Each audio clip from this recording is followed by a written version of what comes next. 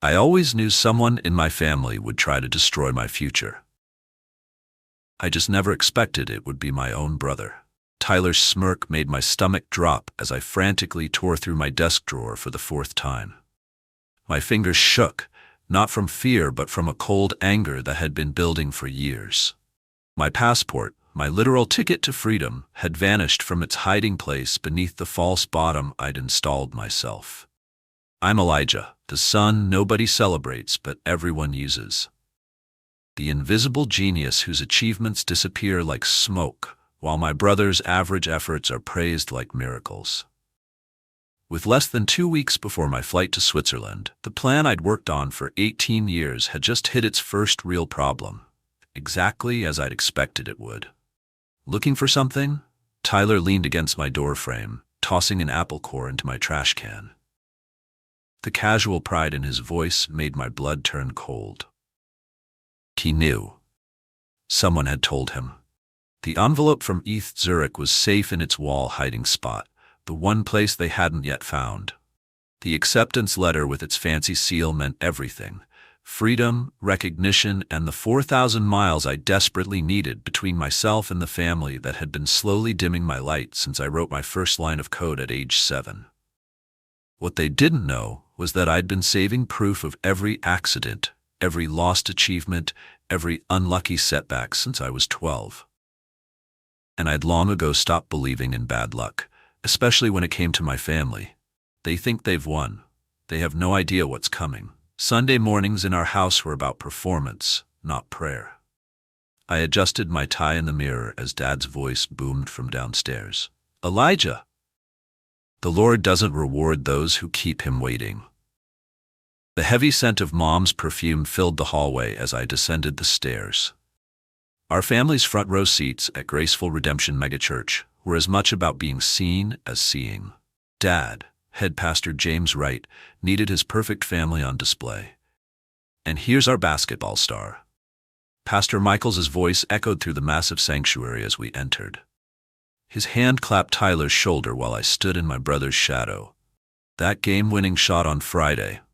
The Lord surely guided your hand, young man. Tyler beamed. Just blessed, Pastor Mike, just blessed. I caught Darius's eye from across the room. My best friend gave a subtle nod that spoke volumes. He'd seen the pattern long before I had told him about it. Elijah. Miss Chen, my computer science teacher, approached after the service. I wanted to tell you, your algorithm submission was selected as a finalist for the national competition. Before I could respond, Mom appeared at my side. Miss Chen, how lovely to see you, she said, her smile never reaching her eyes. I hope Elijah isn't spending too much time on computers. We worry about his social development. On the contrary, Mrs. Wright, your son has remarkable talent. We must be going, Mom interrupted. Sunday dinner with the church board.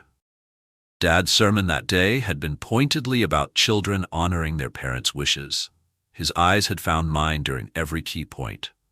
Later that night, I knelt beside my bed in genuine prayer, not the showy kind displayed at church, but a quiet conversation asking for strength.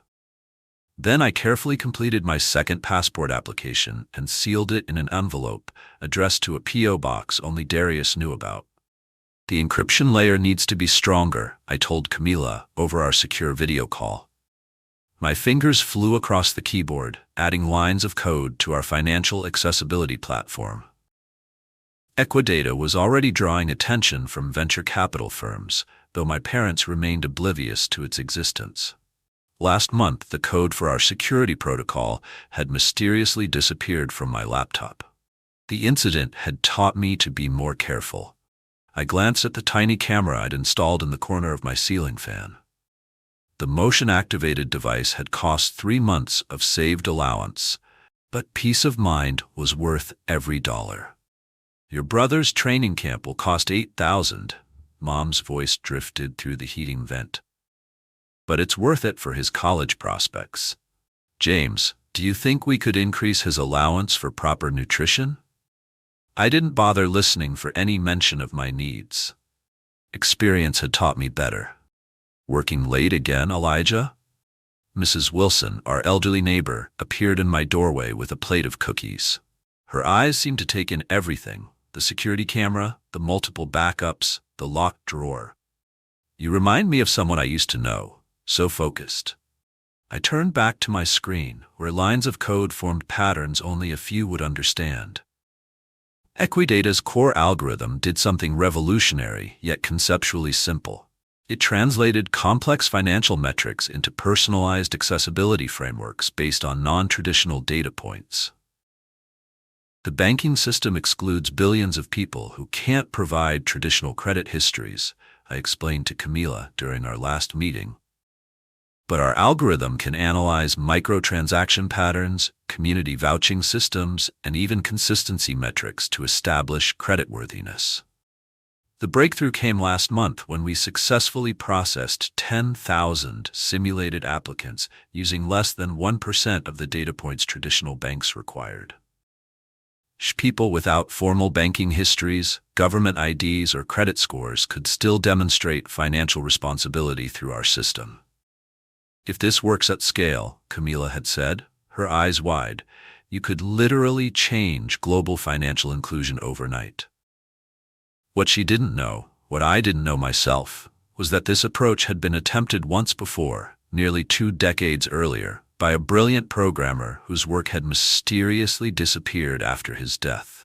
There was something in her voice I couldn't quite place. Knowledge, perhaps, or sadness.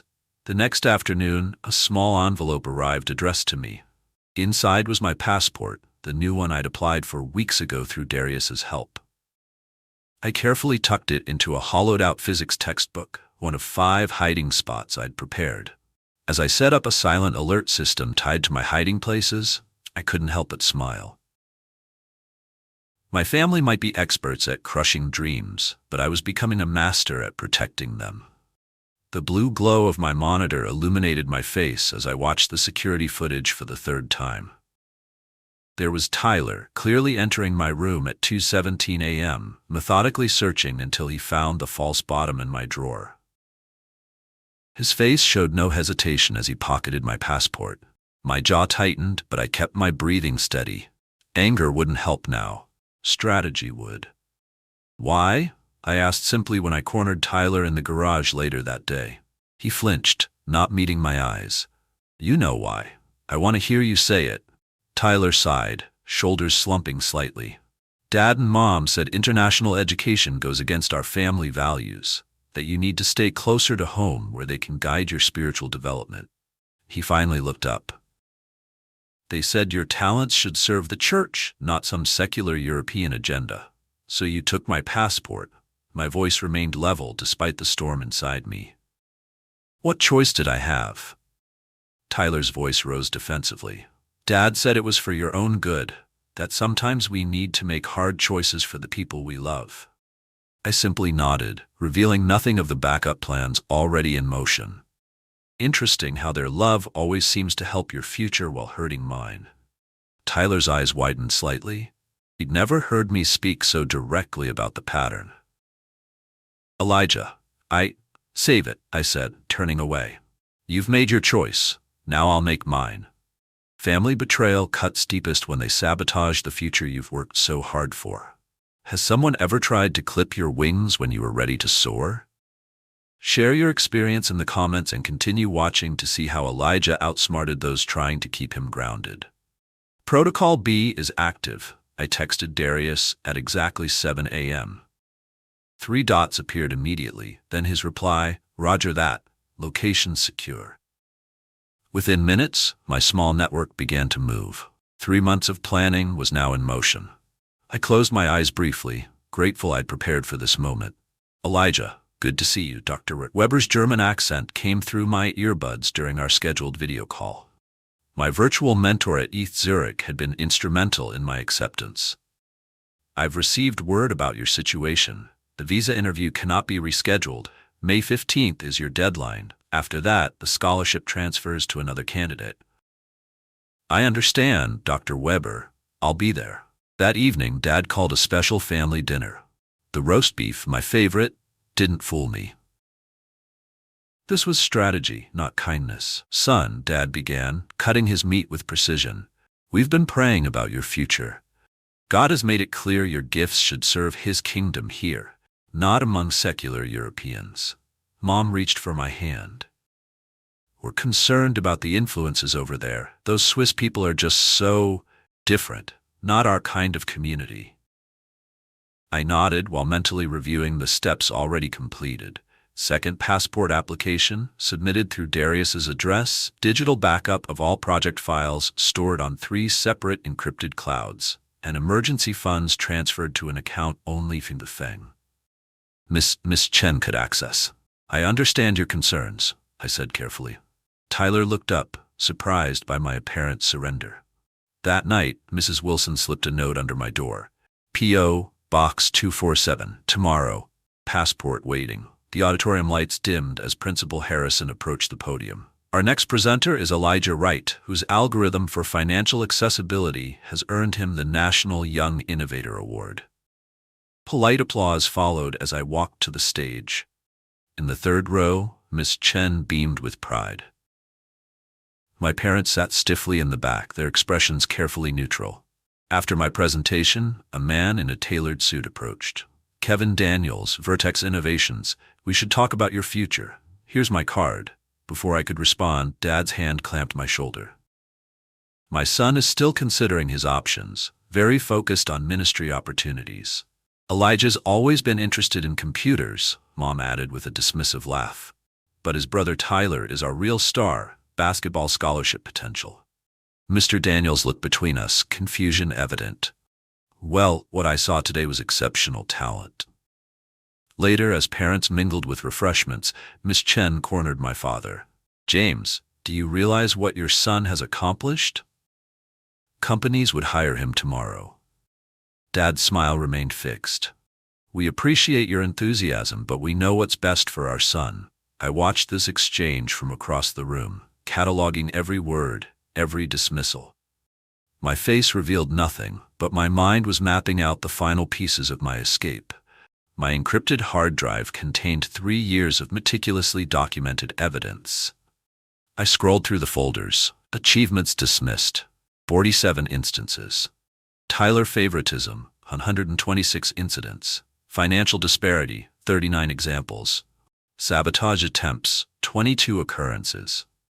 I played a recording from last Christmas. "The computer program is nice, Elijah." Mom's voice dripped with indifference. "But look at this beautiful trophy Tyler got for Team Spirit." My monitoring program flagged a new email from Dad to the Swiss consulate, questioning my application's authenticity. I added it to the growing file. The calendar alert blinked on my screen. Family intervention, Sunday after church. Time was running out. A soft knock at my window surprised me. Mrs. Wilson stood in the darkness, pressing an envelope against the glass. Inside was a faded photograph of a younger-looking man standing beside complex computer equipment. I turned it over. Written on the back, "Thomas Wright, 1998. The man looked strangely familiar. "I've got it," I told Darius over our secure chat that night. "The replacement passport is in my hands. Interview is in 9 days. They've got no idea, do they?" Darius typed. "That's always been their weakness," I replied. "They never thought I was smart enough to plan this far ahead." The screen of my laptop was cracked in half, its insides exposed like an autopsy. The backup hard drives lay scattered, their casings broken open. Every USB stick had been snapped in two. The methodical destruction made my hands shake with rare, visible anger. Someone had moved beyond hiding things to outright destruction. "You weren't supposed to see this yet," Tyler said from the doorway, a flash drive in his hand. "Dad asked me to delete your project files before your meeting with that Swiss professor." For the first time, I lost my careful composure. "Do you even hear yourself? Do you realize what you're destroying?" Tyler looked down at the flash drive. "Dad says it's for your own good." My scheduled video meeting with Dr. Weber that afternoon mysteriously failed when the home internet experienced technical difficulties. Dad shrugged helplessly while resetting the router for the 5th time, after the meeting window had closed. "The Lord closes doors for a reason, son. Dad said during family devotions that night. Proverbs tells us, "Trust in the Lord with all your heart and lean not on your own understanding." His eyes bored into mine. Stop fighting God's plan for you. Mom suggested a Christian counselor to help me process my unhealthy fixation on leaving home. The next morning, they presented their master plan, an internship at Dad's friend's local tech company, complete with housing in their basement until I found my footing. No need for Switzerland now, Dad said, satisfaction evident in his voice. God has provided right here at home. The data recovery program slowly reconstructed files from my damaged hard drive. A folder I didn't recognize appeared. Elijah Adoption 2007. I clicked it open, my heart suddenly pounding. The documents inside looked official but contained inconsistencies. Dates didn't align with my birth certificate.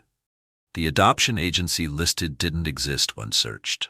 My hands moved automatically to my security footage archive.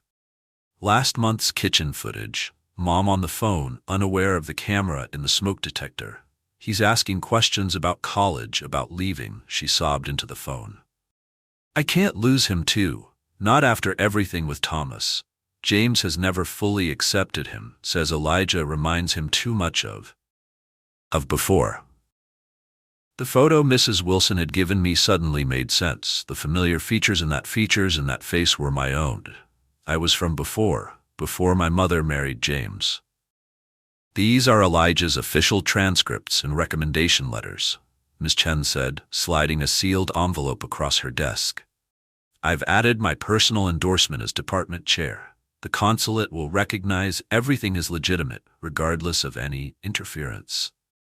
Her eyes held understanding beyond what I'd told her. Teachers see patterns in families that others miss. Thank you, I said, carefully placing the envelope in my hidden backpack compartment. Dr. Wibber's email arrived precisely on schedule. Swiss Educational Ministry has been notified of potential interference with your visa application. Special consideration approved. Interview still scheduled for May 15th, 9 a.m. That afternoon, Darius helped me move my essential belongings to the storage unit I'd rented last year. One box at a time, I reminded him, as we loaded clothes, books, and backup drives into his car trunk. Nothing noticeable missing from my room. On the secure chat, Camila confirmed our safeguards were in place. Equidata's intellectual property is protected under my name until you arrive. The patents are pending with my aunt as legal guardian. Nobody can touch this. 3 days until interview, Darius reminded me. Passport secure? I nodded. The replacement passport sat beside Wilson's copy of Great Expectations, page 247, hollowed out, hiding in plain sight on my bookshelf. When I returned home that evening, Mom's voice was suspiciously cheerful. Wonderful news, Elijah. Pastor Michaels has invited our family to the Mountain Retreat Center this weekend. We leave Thursday night and return Monday. It's just what our family needs right now. My stomach tightened. Thursday night through Monday. The exact window covering my Friday morning visa interview. 48 hours until the interview. 20 hours until the retreat. Dad installed family monitoring software on my laptop for accountability. My phone's location tracking was suddenly mandatory. I activated the decoy system I'd prepared months earlier. The dummy laptop showed me researching local colleges while my real communications ran through the backup phone hidden in my air vent. Interview confirmed. Transportation secured, Darius texted. Documents ready for Friday. Mom packed my bag for the retreat herself. I didn't protest, knowing I wouldn't be using it. While setting up the fake browsing history on my monitored computer, my bedroom door swung open. Tyler stood there, holding the hollowed-out book, my replacement passport in his hand. I was borrowing a book and found this, he said, his voice uncharacteristically quiet. You have another passport. I waited for him to call for Dad. Instead, he closed the door and sat on my bed. They told me you were trying to abandon the family, he said. But that's not it, is it? You're trying to escape. For the first time in years, I saw genuine conflict in my brother's eyes. They've been lying to you, I said simply. Tyler looked down at the passport, then handed it back to me. I heard Mom crying on the phone, something about your real dad, about how you were never supposed to know. His name was Thomas Wright, Mrs. Wilson said from my window, startling us both. He was brilliant, like you. Your mother worked as his assistant before she married James. She passed an envelope through the window. These are the truth. What will you do? Tyler asked. Leave at 4 a.m. tomorrow. I answered, surprised at my honesty. Darius will drive me to the consulate. Tyler nodded slowly. I won't tell them. That night, I packed my real bag, leaving the family retreat luggage prominently displayed. I set my alarm for 3:30 a.m. and lay down, fully clothed, waiting. The pre-dawn darkness wrapped around me like a shield as I silently closed my bedroom window. The cool May air carried the scent of rain and possibility. My single bag contained everything essential: documents, passport, backup drives, and a change of clothes. The rest waited at the storage unit. Darius's car idled quietly at the corner, headlights off as planned. I slipped inside, my heart racing despite my calm exterior. All good? He asked, pulling away from the curb. Perfect timing. 20 minutes later, Dad's frantic call lit up my decoy phone, the one I'd left on my nightstand. The GPS would show I was still at home until they physically checked my empty room. They're coming, Camila texted from her monitoring position. Shh! Black SUV, 4 minutes behind you. The consulate building appeared ahead, its gates just opening for early staff. They're gaining, Darius said, checking the rearview mirror. Your dad drives like he's possessed. We pulled up to the entrance just as another car screeched into the parking lot. My parents and Tyler rushed toward us as I grabbed my documents and stepped through the security checkpoint. Elijah, Dad called, his voice thundering across the lobby. Don't throw away everything we've built for you. Security guards moved between us. Is there a problem, sir? One asked my father. That's my son, Dad said. He's only 17. He can't make this decision. I silently handed the guard my ID showing I was 18 as of 2 months ago. The interview room door closed behind me, muffling the commotion outside. Mr. Wright, the consulate official smiled. Your application has received special attention from our education ministry. Dr. Weber speaks very highly of your abilities. 45 minutes later, I emerged with my student visa approved and my scholarship confirmed. My future, at last, was entirely my own. Mrs. Wilson waited for me outside the consulate, a thick folder in her hands. You need to know everything before you go, she said, opening it to reveal documents, photos, and newspaper clippings. I spent the next 3 days in a daze, staying at Darius's house while processing everything Mrs. Wilson had revealed.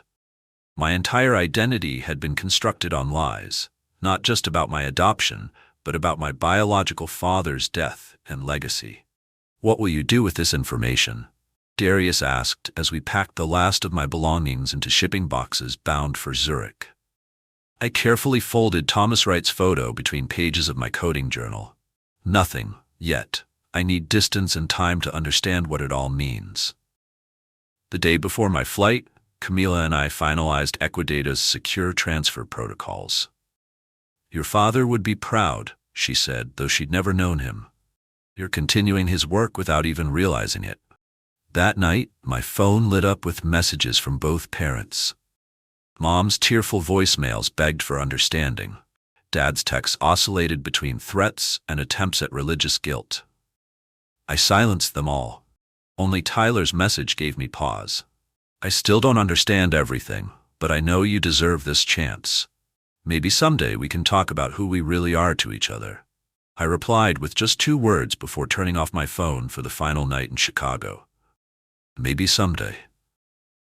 The crisp alpine air filled my lungs as I stepped out of Zurich Airport. Clean, sharp, nothing like Chicago's heavy humidity. The mountains rose in the distance like guardians, their peaks still snow-capped even in August. Signs in 4 languages, German, French, Italian, and English, greeted arrivals from around the world. My tram ride to the ETH Hungerberg campus revealed a city of precision and innovation. Unlike American universities with their sprawling quads, ET Zurich stood as a testament to Swiss engineering. Modernist concrete and glass structures perched on a hillside overlooking the city, home to 21 Nobel laureates and some of the world's most advanced computer science research. Gracie, the residence coordinator, greeted me, using Swiss German rather than the standard German I'd studied. She explained the building's meticulous recycling system, 5 different categories, the communal kitchen protocols, and the unwritten Swiss rule that laundry should not be done after 8 p.m. out of respect for neighbors. Everything operated with the same precision as a Swiss watch, a culture that valued privacy, efficiency, and individual responsibility. In my student orientation packet, a handwritten note from Dr. Weber welcomed me to the Information Security Lab, where researchers from 30 countries collaborated on projects that would define the future of digital privacy and accessibility. The schedule showed my first meeting with the quantum computing team was in exactly 18 hours and 30 minutes. Swiss punctuality already asserting itself in my new life. My student apartment near ETH Zurich's campus was simple but mine alone. No hidden cameras needed, no locks to pick, no voices to monitor through vents. Freedom smelled like fresh bread from the bakery downstairs and sounded like multiple languages mingling in the courtyard. "We'll come in her right," Professor Schmidt said, shaking my hand firmly during orientation. "Dr. Weber has spoken highly of your algorithm work. We've assigned you to our advanced research group immediately." Unlike back home, here my skills were celebrated openly. My project teammates from India, South Korea, and Germany valued my input without questioning my age or motives. On my 3rd Sunday, I found Lakeside International Chapel. Pastor Kim welcomed me without performance or pressure. "Your coding skills could help our community outreach database," she suggested after learning about my background. "Only if you're interested, of course." An email from Mrs. Wilson arrived with contact information for 3 of my biological father's former colleagues, all still working in Switzerland. "They've been waiting to meet Thomas's son," she wrote. Tyler's message appeared unexpectedly on my secure chat. "Things are crazy here. Dad's furious. Mom cries a lot. People are asking questions about Thomas Wright. I didn't know. I swear I didn't know he was your real father. I'm sorry, Elijah." The next day, a former church board member emailed, "The truth about your father's accident is coming out. James's involvement with the competing firm is being questioned. Your mother finally spoke up." The Chicago Tribune headline appeared on my news feed. "Prominent law firm under investigation for conflict of interest in 2005 tech entrepreneur death." My dormitory Wi-Fi struggled with the video call to Darius. "Your dad's firm is in chaos," he reported. 3 partners have resigned, claiming they never knew about James's involvement with the competitor that benefited from your father's death. The church board had called an emergency meeting after financial records revealed how James had diverted church funds meant for youth education to Tyler's sports training. "Nobody's sitting in your family's front row seats anymore," Darius added. "Half the congregation has stopped attending since Michelle's public confession about your parentage." Tyler's text messages showed his struggle. "Everything I thought was real isn't. Dad isn't who I thought. You're my half-brother. I don't know what to believe anymore." Mom attempted contact 3 weeks after my arrival in Switzerland. Her voicemail was tear-filled. "Elijah, I was wrong. So wrong. I was young and scared after Thomas died. James promised security if I never spoke about Thomas again. I betrayed your father's memory. And you." Dad's response was predictably different. A formal letter from his lawyer demanded the return of all Wright family property, including my laptop, purchased with family funds. He claimed ownership of my early coding work as it was done under his roof. Pastor Michaels, once Dad's staunchest ally, emailed me privately, "Your talents were God-given. We failed you by allowing them to be suppressed. Many of us were blind to what was happening. I'm deeply sorry." Equidata launched 6 months after my arrival in Switzerland. Our platform made banking services accessible to people previously excluded from financial systems, using minimal data requirements and artificial intelligence to assess creditworthiness beyond traditional metrics. Right Innovations' Equidata brings banking to unbanked millions, the Financial Times headline read. Swiss-American tech prodigy continues father's legacy. Within weeks, 3 major European banks had adopted our system. A pilot program in Kenya showed 89% successful integration of previously unbanked citizens.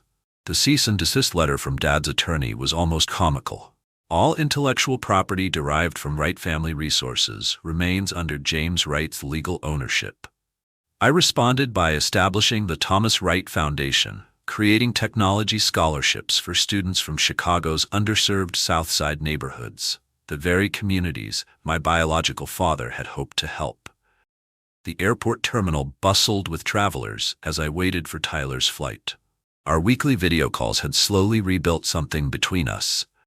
Not the false brotherhood forced by our parents, but something honest. "I barely recognized you," Tyler said as we embraced awkwardly. His eyes took in my more confident posture, my European clothes. "You look free." During his 2-week visit, I showed him everything: my work, my apartment, my friends. On his last night, Mom called. "I need to tell you everything," she said, her voice stronger than I remembered. About how I met Thomas, how brilliant he was, how much he reminded me of him. About the accident that wasn't really an accident. About how James made me choose between security and truth. She paused. "And about how watching you break free gave me the courage to finally do the same." The Chicago Tech Summit's main hall buzzed with anticipation. 3 years after my escape, I stood backstage preparing to deliver the keynote address. The digital display read, "Elijah Wright, founder and CEO, Wright Innovations, making finance accessible globally." "5 minutes, Mr. Wright," the stage manager said. Through the curtain gap, I spotted familiar faces. Chen sat in the front row. Tyler, now in his 2nd year at Northwestern studying psychology, saved seats for Mom and Mrs. Wilson. Dad was notably absent. His law license had been suspended pending investigation into his firm's handling of multiple cases, including my father's accident. The church board had removed him as senior pastor after financial improprieties came to light. It is my honor to introduce a Chicago native whose work is transforming financial accessibility across 5 continents, the host announced. Walking onto that stage felt like closing a circle. The applause washed over me, not for being someone's son or brother, but for my own achievements. After the presentation, Miss Chen embraced me tightly. "I always knew," she whispered. "From that first coding class, I knew you were exceptional." Tyler had changed too. Gone was the arrogant athlete, replaced by a thoughtful young man developing his own identity. "Your foundation scholarship is helping my roommate," he told me. "His sister has the same algorithm talent you have." Mom waited until the crowd thinned before approaching. The confident church pastor's wife was gone, replaced by someone more authentic, more vulnerable. "I've been in therapy," she said simply, learning to face what I did and didn't do. Later that evening, a silver-haired couple waited in my hotel lobby. Thomas Wright's parents, my grandparents, had traveled from Seattle after Mrs. Wilson arranged our meeting. "You have his eyes," my grandmother said, touching my face gently, "and his mind. The way you see systems others can't see." My grandfather pressed something into my palm, a small flash drive. "Your father's original code, the foundation of everything you've built without even knowing it. It's where you got your gift for making the complex accessible to everyone." The Wright Innovation Center opened in Chicago's South Side exactly 4 years after I left for Switzerland. The renovated warehouse now housed coding labs, financial literacy programs, and scholarship opportunities for international education. Applications for the Thomas Wright International Scholarship are up 300% this year, Camila reported during our board meeting. We're sending students to universities in 12 countries. Tyler had become the center's most dedicated volunteer, teaching weekend technology basics to parents while their children learned coding. "I figure I owe something back," he told me as we watched students work. "For every time Mom and Dad praised my jump shot while ignoring your achievements." Our relationship had transformed from forced brotherhood to genuine friendship, built on honesty rather than obligation.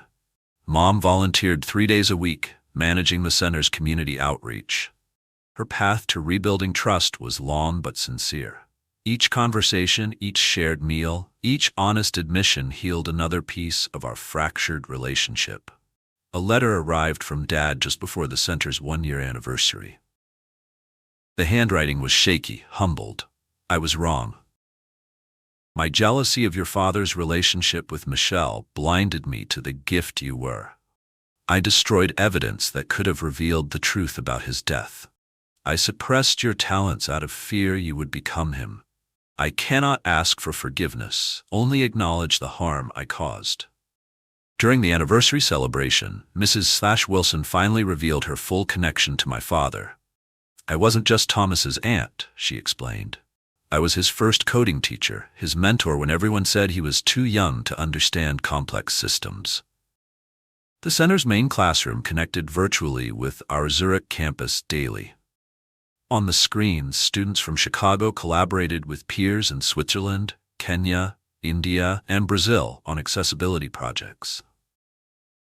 As I watched these connections forming across borders and backgrounds, I couldn't help but smile at the journey that had brought me here. Sometimes, the people who try to clip your wings don't realize they're pushing you to build your own airplane. I hope my story shows that when others try to limit your potential, the best response isn't just escape, it's creating something greater than they ever imagined possible. Your talents are never truly hidden. They're just waiting for the right conditions to flourish. Thank you for watching my journey from invisible son to international innovator. If my story resonated with you, please subscribe for new stories every day. And I'd love to hear in the comments how you've transformed obstacles into opportunities in your own life. Your story matters too.